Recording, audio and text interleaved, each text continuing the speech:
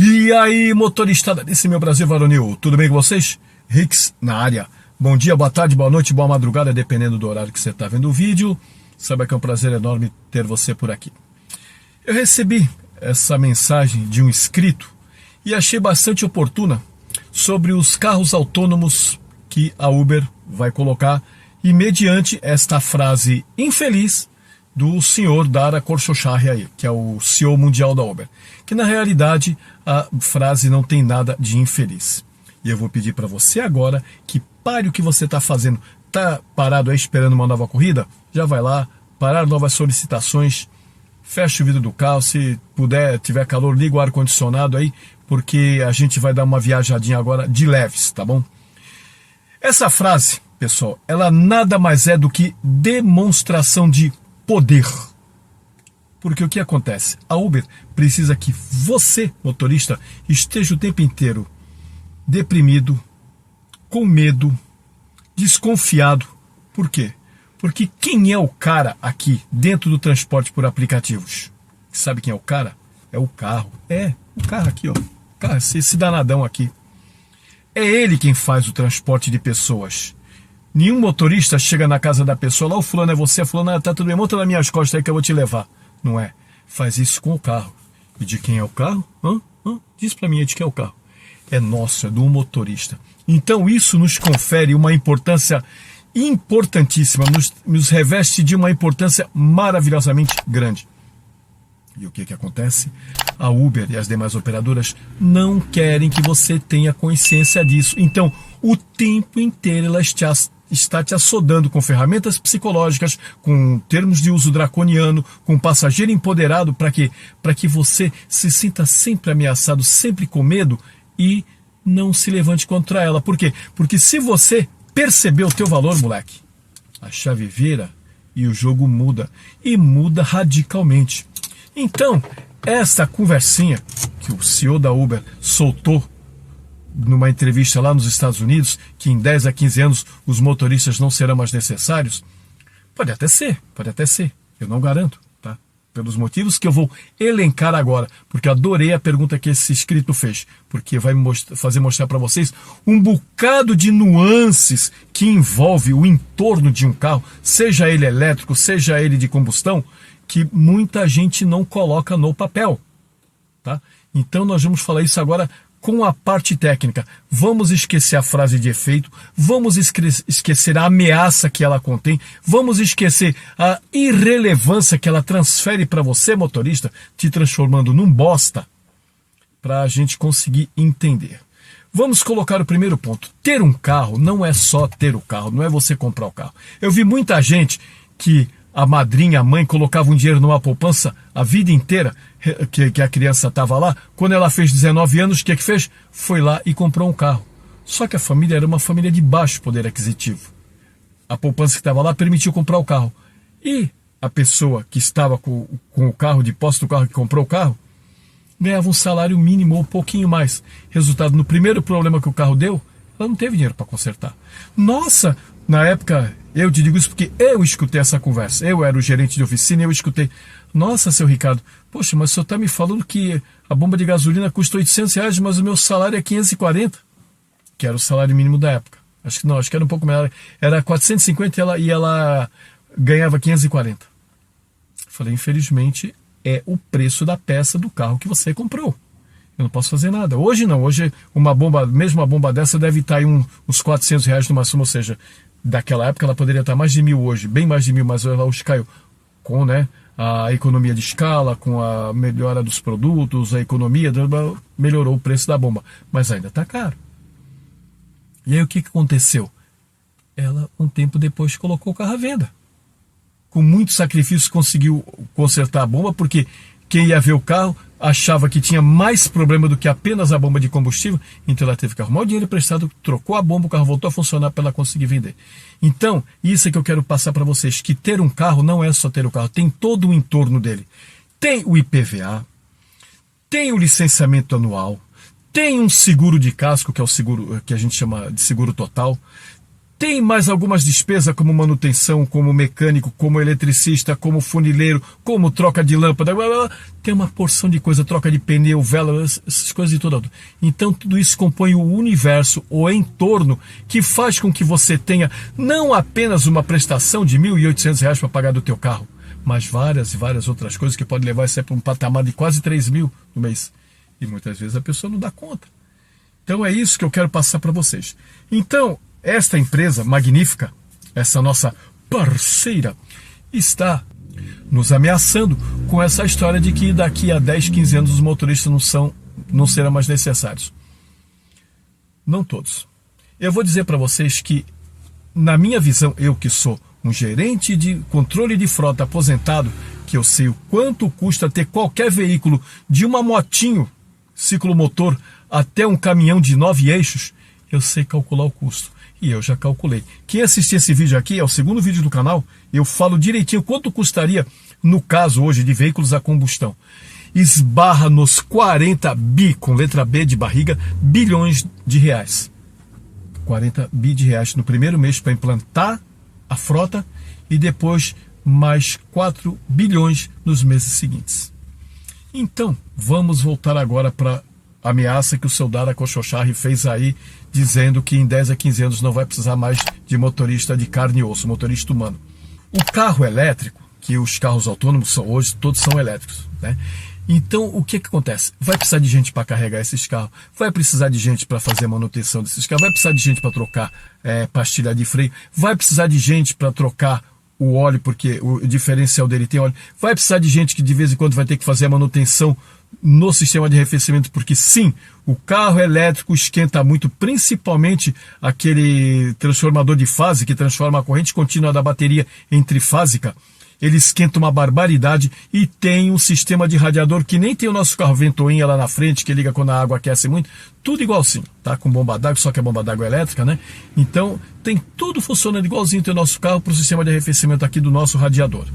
Então, e vários reparos, como na época que gastar o pneu, trocar o pneu, uma peça que passageiro quebra, um passageiro que vomita dentro do carro, que tem que limpar. Então, tudo isso. E também, é claro, as recargas. E quanto vai custar esta recarga? Quanto vão custar essas recargas em eletricidade desses carros? Por quê? Entenda o seguinte, aqui no Brasil, o dia de hoje consegue ser pior do que o de ontem e o de amanhã vai ser pior do que o de hoje. Nós aqui temos um olho gordo para tudo, tanto pessoas quanto governo, quanto empresas. E toda vez que alguma coisa começa a dar certo, meia dúzia se junta em cima para querer ganhar em cima daquilo. Nós não conseguimos ter as nossas próprias atitudes e manter os nossos custos e os nossos ganhos. A gente vê o outro ganhando mais, a gente quer fazer o dele. Se não fosse assim, há uns anos atrás, aí, quando começaram os primeiros pet shoppers, deve ter uns 15 anos, 20 anos daí, de repente, no meio da quadra, em toda esquina, tinha uma pet shop. Por quê? Porque alguém viu uma pessoa ganhando dinheiro e todo mundo foi montar pet shop. Uns 3 anos depois, bem mais da metade fechou. Aqui, eu vou dar um exemplo para vocês dentro da nossa área, dentro da minha área aqui de manutenção. Nos anos 70, eu ainda era mecânico, aprendiz, surgiu o Proálcool. Quando surgiu o Proálcool, o que aconteceu? O usineiro gastava uma grana para produzir álcool e recebia um dinheiro por aquilo. Aí chegou uma hora que os usineiros entenderam que eles não estavam ganhando bem com o álcool, eles iam produzir só açúcar. Aí o que o governo fez? Se isso daí desse errado, se os caras parassem de produzir álcool, não tendo álcool pessoal, ninguém mais ia querer comprar álcool, que o governo estava investindo maciçamente pelo Proálcool. Aí o que o governo fez? Passou a pagar mais os caras para eles terem, só que aí subiu para o motorista. Aí um político lá teve uma ideia maravilhosa de fazer o seguinte, olha, o carro gasta mais, né? O carro álcool gasta mais que a gasolina. Então é o seguinte, não é justo que ele pague o mesmo valor da gasolina, sendo que ele gasta mais, então vai ficar mais caro. Então vamos fazer o seguinte, vamos aumentar o preço da gasolina num patamar para que o álcool chegue sempre a 70% o custo dele para o da gasolina. E assim foi feito, foi criada uma lei e daí para frente a gasolina sempre estava 30% mais cara do que o álcool. E o que aconteceu com isso? Quando o álcool precisava subir, mesmo que a gasolina estivesse num patamar bom, a gasolina tinha que subir também. E aí aconteceu uma outra coisa mais bacana. Quando os caras lá na Arábia, lá não sei na onde lá, faziam as bagunças dele, e aí depois para se recuperar subir o preço do petróleo, a gasolina tinha que subir, ótimo. Mas o álcool estava no patamar bom, mas não, o álcool subia também. Subia junto. E aí nós temos isso que nós temos hoje. Quando sobe os combustíveis, sobe tudo. Estão, abandonadas, desprezadas as diferenças químicas e técnicas entre os combustíveis. Um subiu, o outro tem que subir junto. Acabou. Então, essa é que é a parada que nós temos.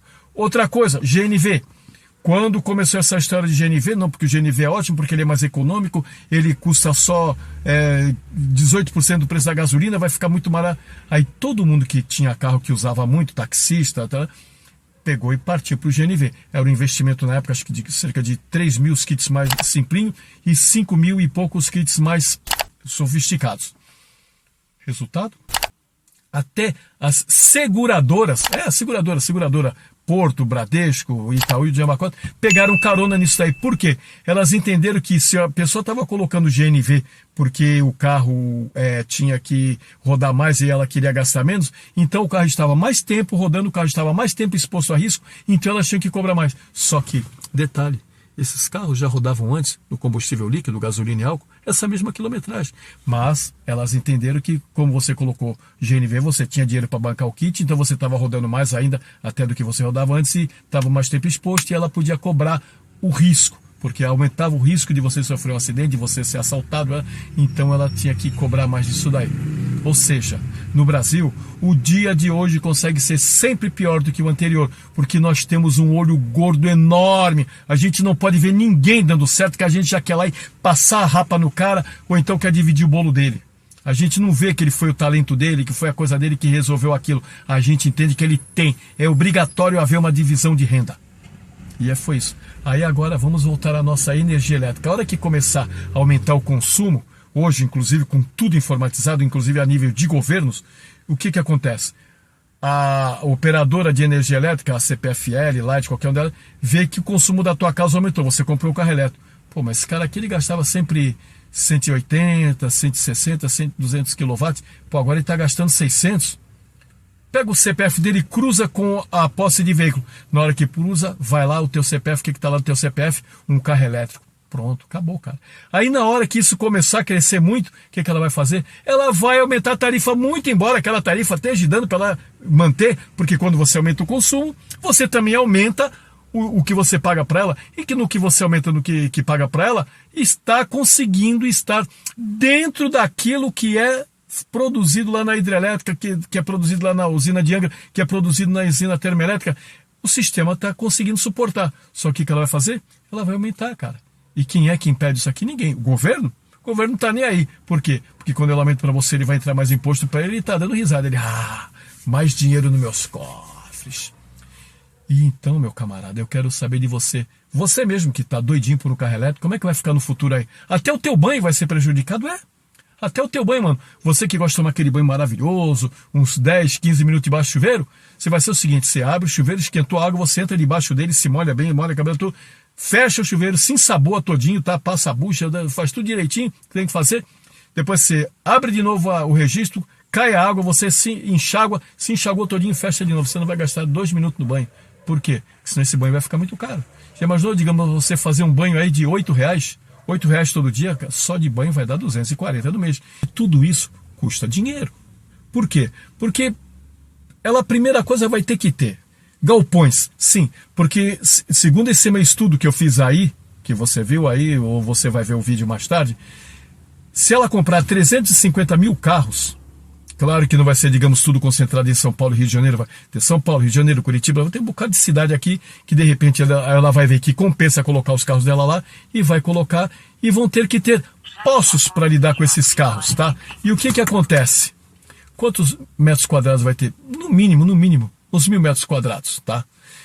Isso daí custa quanto? Hoje, um aluguel desse, eu diria para vocês, eu consultei na internet, um posto, dependendo da cidade, alugar um imóvel desse fica entre 15 e 70 mil reais. Entre 15 e 70 mil reais.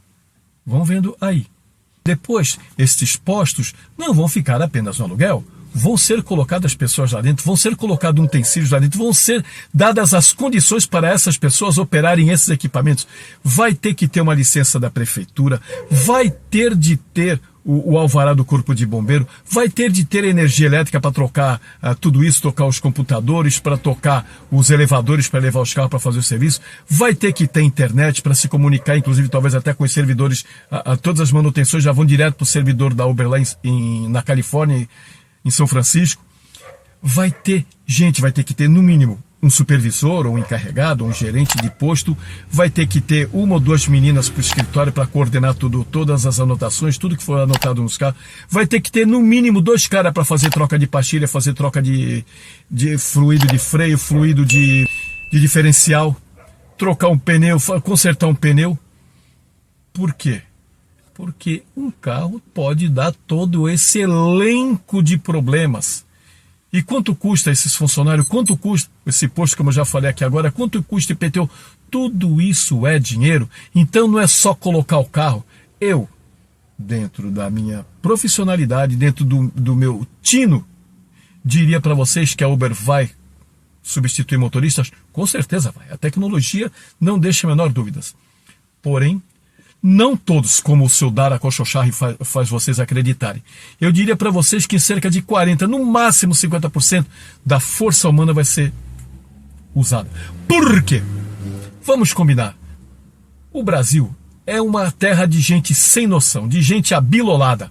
Nego atravessa fora da faixa, nego atravessa em qualquer lugar, corta a rua em vez de... Porque a rua tem que ser atravessada, pode ver todas as faixas, elas são a 90 graus. Você sai de uma calçada aqui em linha reta para outra. O brasileiro ama atravessar a rua na diagonal. Ele sai daqui e, vamos supor, vou colocar aqui, ele começa a atravessar a rua aqui na traseira do meu carro e vai acabar na direção da dianteira aqui desse lado. Então, o que acontece? Isso expõe mais tempo o cara a ser atropelado por um carro desse. Ah, mas o carro percebe... Pode ser que não perceba, já andaram rolando alguns atropelamentos aí. Então, tem isso aí. Congestionamentos de final de tarde e de começo de tarde.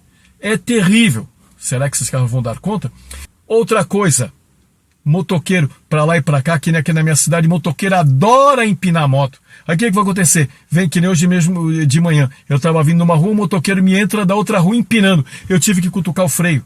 Digamos que esse carro cutuque o freio. Sabe o que a passageira vai falar? Vai denunciar o carro por direção perigosa. Eu já fui denunciado por direção perigosa por causa desse problema aqui. O motoqueiro empinou, vi que ele vinha pro meu lado, eu brequei, a passageira estava no celular, e ela foi para frente assim, olha aqui. Dali 20 minutos apareceu aqui, você foi reportado por direção perigosa. Olha aí. É bacana isso? Não, não é, mas é o que vai acontecer. Então, minha gente, vejam bem. Tem também o aspecto do 5G, porque esses carros ele consomem um volume enorme de dados.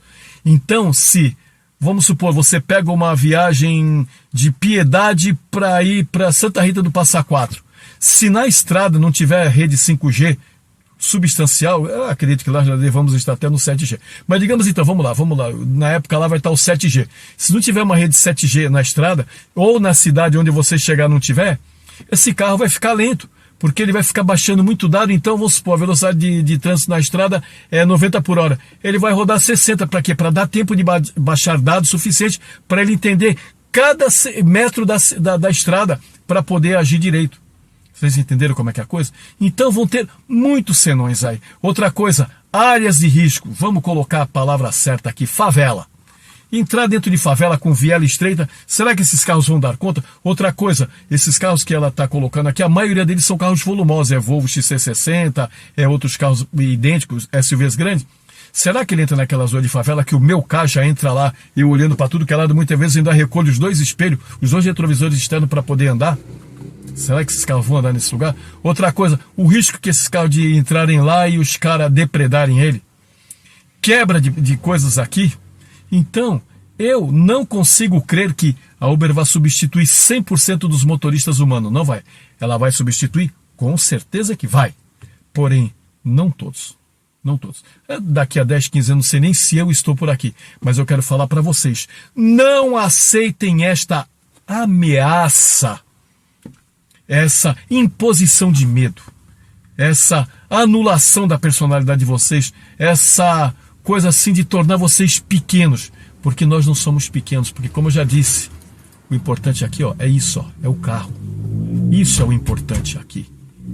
Nem nós somos importantes. É que nós somos o dono do carro, ela nos pega junto.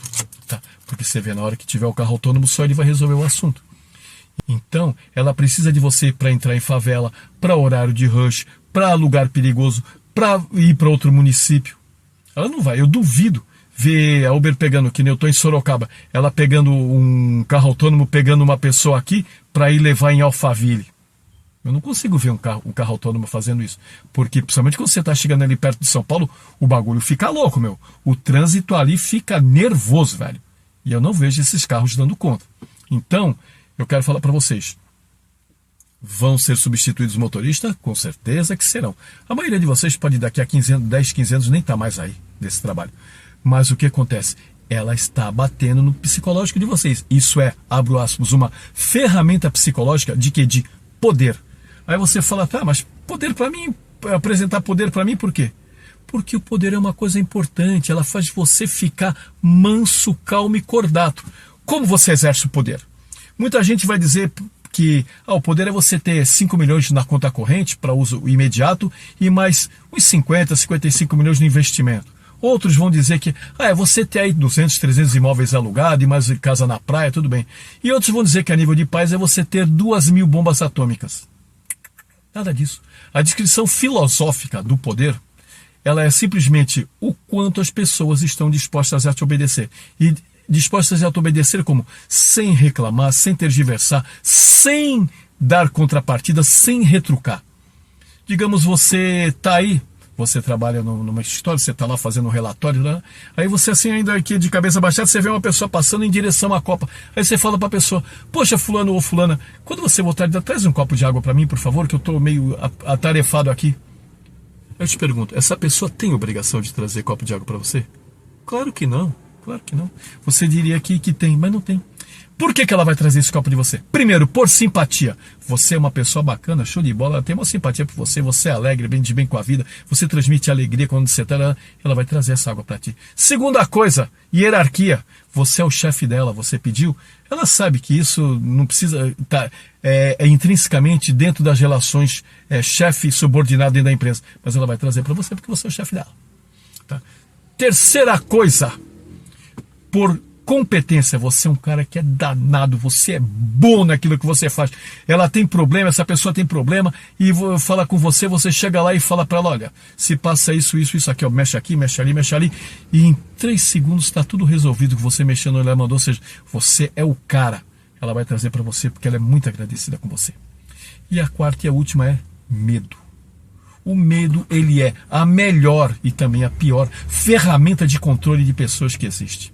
Todo ser humano, todo ser vivo que é controlado pelo medo é um ser humano que fica desconfiado, é um ser humano de personalidade negativa, é um ser humano tosco, bobo, eu diria até infantil. Por quê? Porque o medo faz você ficar desconfiado, faz você ficar olhando, faz você ficar assim preocupado com o que está acontecendo, com o que pode acontecer. Você só tem negatividade, porque o medo não te traz nada de bom. Então, todas essas coisinhas que a Uber faz é para manter o medo na categoria. Só que eu volto a dizer, motorista, entenda, você é o dono do carro. Ninguém coloca uma pessoa nas costas, chega lá, tudo bem, você é Isabel? Oi, Isabel, tudo bem? Eu sou fulano, vou te transportar pela Uber. Monta aí nas minhas costas. Não, é com o carro que faz isso, cara. E a Uber precisa do carro para vender viagens. Ela vende viagem em cima do nosso carro. E ela precisa que nós não nos sintamos importantes. Porque se a gente não se sentir importante, a gente nunca vai crescer contra ela. Vocês entenderam? Porque a hora que você sabe do teu valor, você fica brabo com o que está acontecendo. Por que é que os casais se separam? Porque um dos dois entende que ele está se dedicando à relação, está se dedicando, está dando o melhor dele, e o outro não está fazendo igual. O outro está relapso, o outro está cretino, o outro está fazendo as coisas quando quer, tem uma coisa para fazer agora, eu vou fazer amanhã, vou fazer, aí chega amanhã não faz. Por isso que as relações azedam, acabam, porque a outra parte não está dando valor para a relação que a outra tem que ter.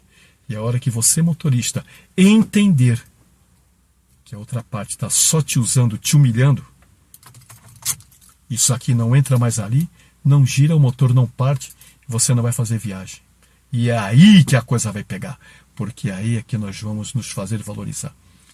Só, como eu sempre disse em outros vídeos, fique em casa. Fique em casa. traçamos uma estratégia aqui, ó, tal dia a gente vai parar se não tiver corrida mínima R$10. Não teve corrida mínima R$10, todos nós vamos ficar em casa. Como sempre, tem uns 20, 30 aí que vão trabalhar. Não tem problema, eles vão ser o nosso termômetro. Não se preocupa não, toda vez que eu vejo vídeo aí de paralisação, mas os caras não colaboram, mas os caras só aproveitam para fazer dinâmico. Fodam-se eles, melhor, eles vão ser nosso termômetro. Nunca se preocupe com os outros, velho. Faça o teu. O que é? Paralisar vai ser o modo da gente dar o recado? Então vamos paralisar. O teu vizinho ali, que tu sabe que é Uber também, ele não vai paralisar? Deixa ele trabalhar, tudo bem. Ele está cumprindo a existência dele. Você está fazendo o teu melhor, você está fazendo aquilo que é para o futuro. Enquanto ele está preocupado com o agora e faturar com o dinâmico e encher o bolso agora, amanhã a tarifa continua a mesma, ele vai continuar ganhando pouco. Mas você, a tua paralisação mais outros, der certo, amanhã todos nós, inclusive ele, vai estar ganhando mais aí na próxima paralisação. Pode ter certeza que ele vai paralisar também. Tá bom? Então é isso. Não se acuem, não fiquem com medo dessa fala trouxa aí, porque isso daí, cara, é só imposição de medo em você. É para você se sentir relevante, para você se sentir insignificante. É só isso. É só para bater no teu psicológico. Tá bom? Então, fica ligado e acredita no teu valor. E aí a gente vai conseguir não colocar esse negocinho ali, não girar, e aí nós vamos mudar o jogo. Porque, cara, o importante aqui, eu volto a falar, é o carro. E o carro é meu, é teu, é nosso, não é dela. Ela não tem carro ainda para colocar aqui. Então, a gente pode aproveitar esse momento em que nós ainda somos os poderosos aqui, assumirmos, enxergarmos, entendermos, vermos, visualizarmos o nosso poder e ir para cima, cara. Nós temos todas as ferramentas para ir para cima. E a principal delas é essa daqui. Só falta a gente ter a consciência disso. A hora que nós temos a consciência, acabou. Acabou para elas todas. Até o próximo vídeo. Fui.